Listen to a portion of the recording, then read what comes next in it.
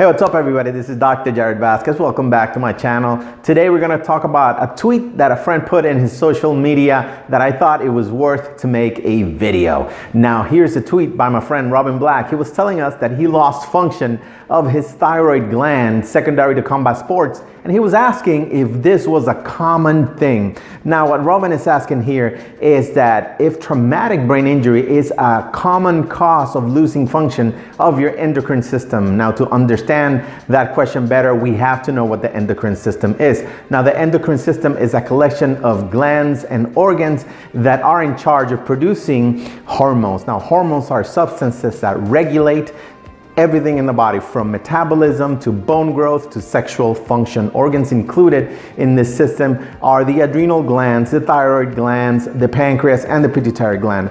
Now, TBI, traumatic brain injury, it's a commonly used term to encompass all the situations that damage the brain or the brain function. To give you guys an example, gunshot wounds. To give you another example, motor vehicle accidents, and of course, an accumulation of banks.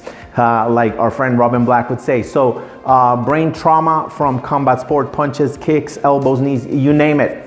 Now that we know what traumatic brain injury is and what the endocrine system is, the data out there tells us that around 235,000 people a year get hospitalized from traumatic brain injury. Now, if you take the other set of data of how much people get endocrine dysfunction from traumatic brain injury, is around 10 to 50% of all people suffering traumatic brain injury. So we're looking at roughly 100,000 people yearly just in the United States, not anywhere else in the world, here in the United States. So it's around 100,000. So 50% of people receiving damage in the brain from traumatic brain injury will suffer some sort of dysfunction of the endocrine system. Now, what is the mechanism or the possible mechanism?